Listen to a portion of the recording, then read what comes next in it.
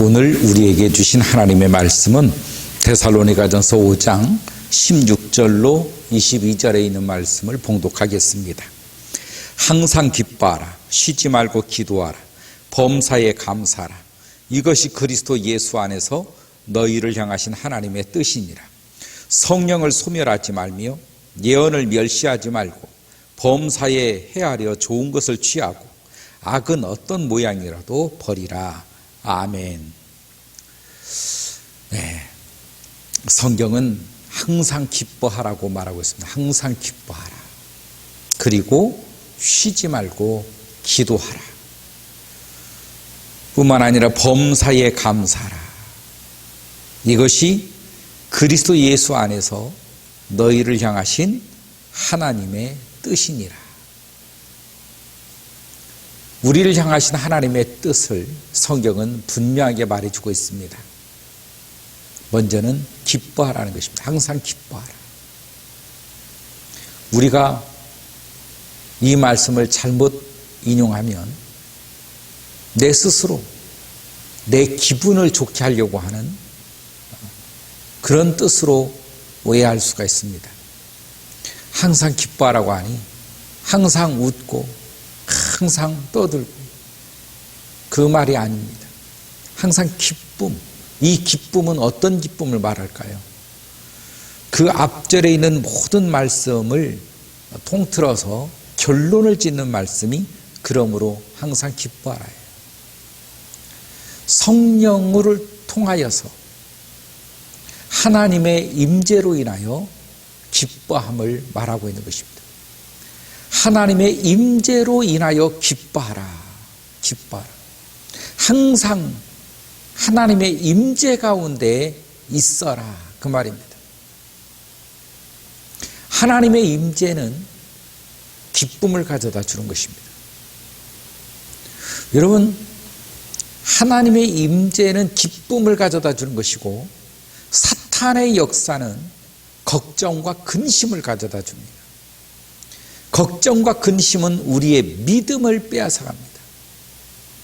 그러므로 성경을 통해서 주님은 우리들에게 말씀하실 때 왜 의심하느냐? 믿음이 적은 자여, 이렇게 말할 때가 있습니다. 의심은 우리의 믿음을 빼앗아가는 도구인 것입니다. 그 의심을 하기까지 우리에게 수많은 걱정을 가져다 주고 근심을 가져다 줍니다. 그러나 주님의 역사는 기쁨을 가져다 준다는 것입니다. 항상 기뻐하라. 기쁨을 가져다 줘요. 기쁨 가운데는 희망과 비전이 있습니다. 여러분, 주님이 임재하고 주님이 항상 함께 하시는 분은 오늘이 기대가 되는 삶을 삽니다. 내일이 기대가 되어지는 삶을 삽니다. 1년 후가 기대되는 삶을 삽니다. 우리가 4월이 흐른다고 낙심하고 절망하는 게 아닙니다. 기대 속에 사는 것입니다. 희망 속에 사는 것입니다. 왜냐하면 하나님의 역사를 기대하기 때문입니다. 여러분, 내 인생을 우리가 살아봤습니다. 내 인생을 기대할 게 있겠습니까? 내 인생은 누구보다도 잘 아는 사람이 자기 자신이라는 것입니다. 내 스스로의 인생, 내 실력, 내가 가진 것 뻔합니다. 그러나 하나님의 역사로, 하나님의 임재로 인한 기대와 희망과 소망은 다르다는 것입니다. 오늘을 기대하게 하고 내일을 기대하게 하고 1년 후를 기대하게 하고 내 인생 전체를 기대하게 하는 것이 바로 하나님의 역사라는 것입니다. 저는 여러분들에게 여러분의 인생이 기대가 되기를 주의 이름으로 축원합니다. 두 번째는 쉬지 말고 기도하라예요. 쉬지 말고 기도하라. 여러분, 기도는 주님과 함께함을 기도라고 하는 것입니다. 주님 앞에 우리가 아뢰고 주님 앞에 대화하고, 여러분, 천국과 오늘 내가 예수 그리스도라고 하는 이 통로 속에서 유일하게 하나님이 주신 축복이 뭐냐면 기도라는 것입니다. 기도. 여러분, 이 기도를 통해서 하나님의 역사가 여러분에게 있기를 주의 이름으로 축원합니다. 쉬지 말고 기도하라. 여러분, 기도는 영혼의 호흡입니다. 우리가 숨을 쉬지 않으면 죽는 것처럼 기도하지 않으면 내 영혼이 죽어가는 것을 알아야 됩니다. 하나님과 관계하지 않으면 죽는 것입니다. 여러분, 이 세상의 원리도 마찬가지입니다. 관계하지 않는 그 사람은 죽는 것입니다. 그래서 홀로 있는 것, 인간은 홀로 살 수 없습니다. 왜냐하면 관계하는 동물이거든요. 관계하는 존재예요. 자녀와 관계해야 됩니다. 아내와 관계를 통해서, 이웃과 관계를 통해서 내가 내 자신이라고 하는 존재가 만들어지는 것입니다. 하나님과 관계를 통해서 하나님과 나라고 하는 존재가 만들어진다는 것입니다. 관계가 없는 존재는 죽은 존재예요. 관계가 없는 존재는 나와 상관이 없는 존재인 것입니다.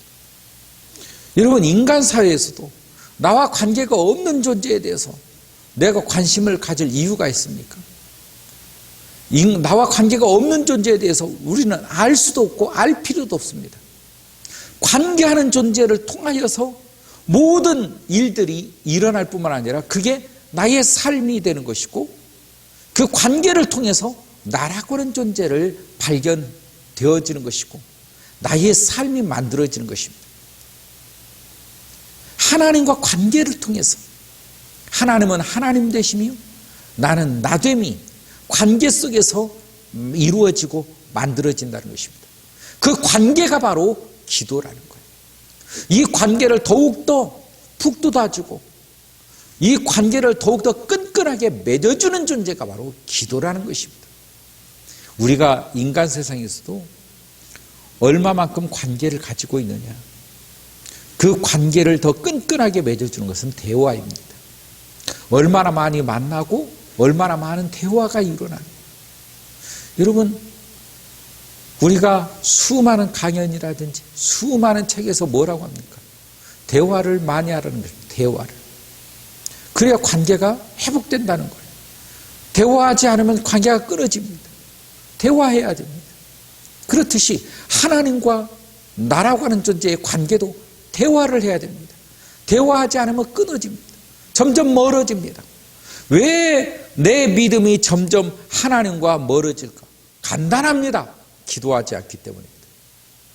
왜 나는 믿음이 점점 소홀히 될까?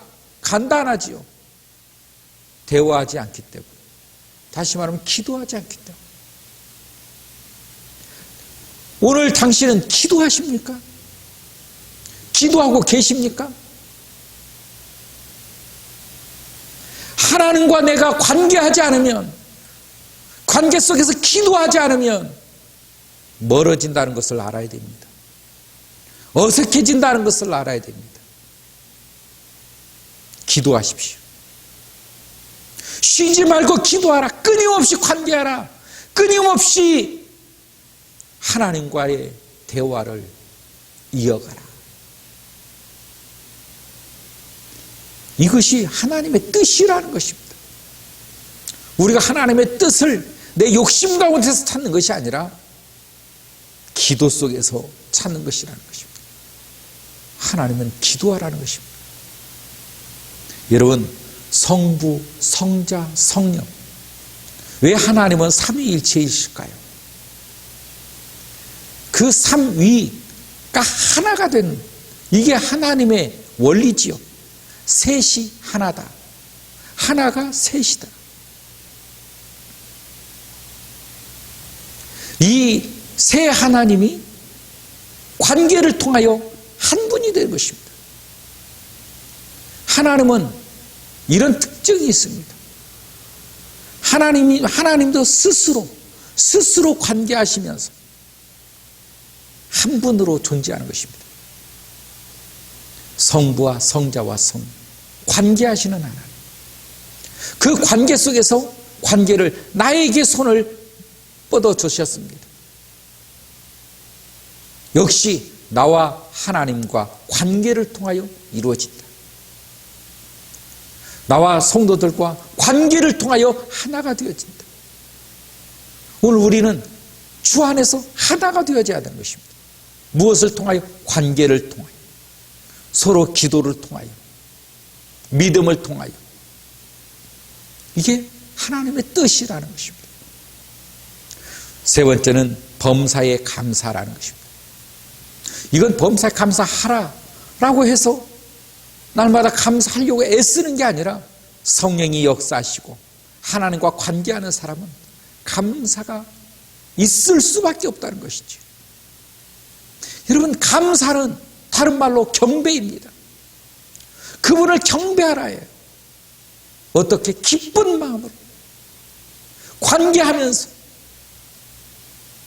그분을 경배하라, 그분을 찬양하라. 이것이 오늘 범사에 감사라라고 하는 하나님의 말씀인 것입니다. 그러므로 정말로 주님과 소통이 있는 사람, 믿음 가운데 있는 사람, 하나님의 사람들은 하나님 앞에 경배할 수 있는 사람이어야 됩니다. 감사할 수 있는 사람, 범사에 감사하라, 주님을 경배하라, 기쁜 마음으로, 자원하는 마음으로. 그게 감사인 것입니다. 주님은 인색함으로나 억지로를 싫어하십니다. 스스로 자원하는 마음으로 하나님을 사랑하고 주님을 경배하고 찬양하고. 여러분, 이것이 주님 앞에 항상 범사에 감사할 수 있는 일들인 것입니다. 그러면서 주님은 이렇게 말합니다. 성령을 소멸치 마라. 성령을 소멸치 마라. 여러분, 성령은, 하나님은 소멸하는 불이라고 하는 것을 알아야 됩니다. 불은 꺼질 수도 있어요. 활활 더 타오를 수도 있습니다. 하나님의 속성 중에 하나가 바로 이 불로서 역사하시는 하나님. 소멸치 말라. 성령을 소멸치 말라. 어떻게 소멸치 않는다고 했습니까? 관계함으로, 기도를 통하여.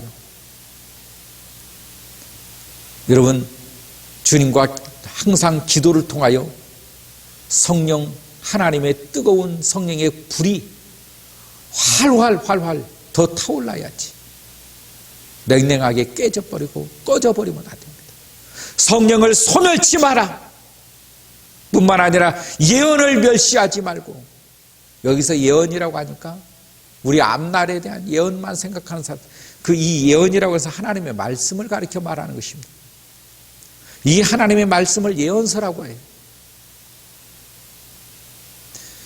하나님의 말씀을 멸시하지 말라는 것입니다.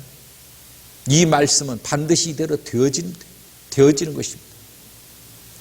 하나님의 말씀을 무시하는 사람이 있습니다. 여러분, 하나님의 말씀으로 세계가 창조됐다고 하는 사실을 알아야 됩니다.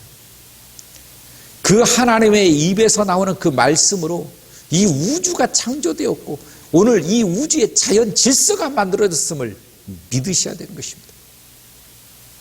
이런 하나님을 무시해. 말도 안 되죠. 여러분, 내 인생을 좌지우지하시고 심판하시는 분이 하나님이십니다. 그 하나님의 말씀을 무시하는 사람, 그래서 심판을 받는 것입니다. 하나님의 말씀을 여러분 무시하지 않는 여러분 되시길 진심으로 바랍니다. 하나님의 말씀을 무시하지 마라. 예언을 무시하지 마라. 오늘날 설교가 많고 유튜브만 들어가도 수많은 설교들이 나오다 보니 하나님의 말씀 무시하는 사람들이 많습니다. 한쪽으로 듣고 한쪽으로 흐르는 사람 너무나도 많아요. 여러분, 먼저는 성령을 소멸치 마시고 하나님의 말씀을 멸시치 않기를 바랍니다. 예언을 멸시하지 말고 하나님의 말씀을 무시하지 말고 범사에 헤아려 좋은 것을 취하고 범사에 헤아려 좋은 것을 취하고 악은 어떤 모양이라도 버려라. 여러분, 악을 취하지 마시기 바랍니다. 악은 어떤 모양이든 버리라는 것입니다. 악이 나에게 좋은 것을 갖다 줄 것 같은 그런 호기심, 악이 마치 내 인생을 책임져 줄 것 같은 그런 유혹, 넘어가지 않기를 바랍니다. 속지 않기를 바랍니다. 악은 어떤 모양이라도 버리라는 거예요. 버리라는 거. 품지 마시길 바라요. 거기에 기대지 않기를 바랍니다. 거기에 속지 않기를 바라요. 악은 어떤 모양이라도 버려라. 이것이 하나님의 사람들이 갖춰야 할 덕목들이라는 것입니다. 여러분, 주님 안에서 여러분의 믿음이 거룩하게 보존되기를 주의 이름으로 축원합니다. 그러기 위해서 항상 기뻐하시고 쉬지 말고 기도하시고 범사에 감사하시며 여러분에게 오신 그 성령의 불을 소멸치 않기를 바라고 하나님의 말씀을 멸시하지 마시고 악은 그 어떤 모양이든지 버리는 여러분 되시기를 주의 이름으로 축원합니다.